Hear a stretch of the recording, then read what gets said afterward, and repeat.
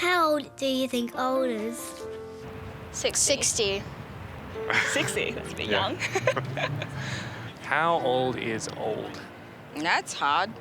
Like my dad thinks he's quite old, but he's not. I feel I'm quite young, but I'm not. So it's one's perception. I think it depends on the person. Like, my grandfather was 90 and totally, kicking. Well, I think that's entirely depends on yourself. I'm very old, but yet I don't think I am. Well, I heard of a woman who ran her first marathon at 78. What do you think your life will look like when you're older? Hopefully surrounded by the people I love. I would hope that I'm in a comfortable environment. Yeah, mainly just not in pain or Yeah. like frail.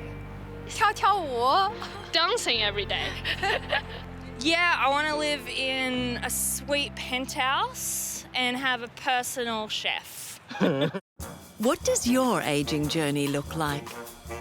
Welcome to the best 30 years, helping to make your aging journey the very best it can be.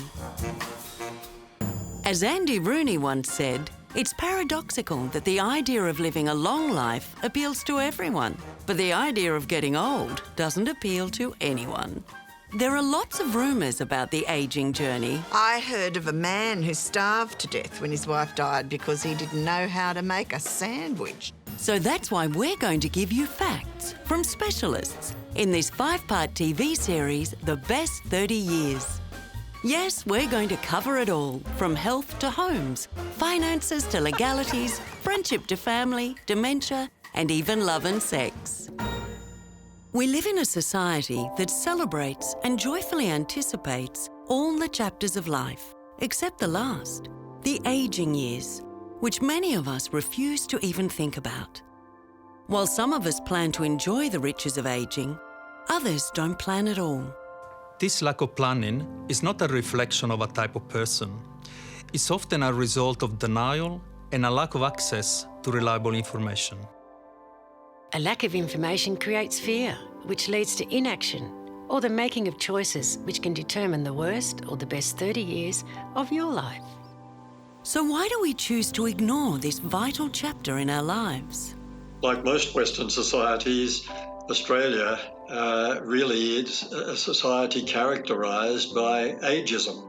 Our society is ageist, and older people can unwittingly enforce this discrimination. It's hard not to in a society that equates value with youth. And ageism, of course, is the very opposite of showing respect for our tribal elders. There are a couple of reasons why ageism has been on the rise. One goes back to almost the middle of the 20th century when we saw the rise of the nuclear family as the typical household unit. And correspondingly, we saw a big decline in 3-generation households where older people began to be shuffled off into retirement villages, nursing homes, etc., out of sight, out of mind. Is it possible for the aging years to be wonderful years?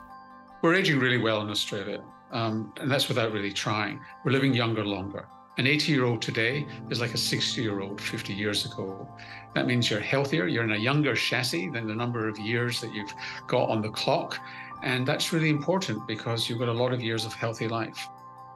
Most of us can look forward to 20 or 30 years after retirement. That's the same period from age 20 to 50, when we established everything about ourselves, study, career, family, finances. But we often face 60 to 90 blankly. It means you've got to decide how much longer you're going to work, and if you give up paid work, whether you're going to actually do voluntary work, because working is really important to keeping young. So if it's a time of possibilities, what's holding us back? There are some common themes that we see in ageing, particularly fear and uncertainty about the unknown, and especially the perceived loss of control. I tell you what people are scared of as we age. They're scared they'll fall. They're scared of going mad. They're scared of pain. They're scared they won't belly laugh or hold hands again. They're scared their life will be over while they are still alive. something I want to share with you is that it is never, ever too late to plan. Start with where you're at. Start today. Talk to your doctors, your healthcare professionals, and your loved ones about your wishes for your care going forward. It makes all the difference. Planning doesn't just mean considering who'll look after you or where you'll live. It includes your state of mind, your health, and your financial plan. A question that we need to ask ourselves is how well prepared are we in protecting our lifestyle and our ability to make decisions for ourselves, or empowering other people who love us and who know us well to make those decisions for us. Most of us are not good at planning for ageing, but men tend to be worse, letting events take over, then calling on others for support. Usually women, a partner if they have one, often the eldest daughter. It's rarely a son, and this can create resentment, anxiety, and guilt. Everyone has a different story. Let's call this Dario's.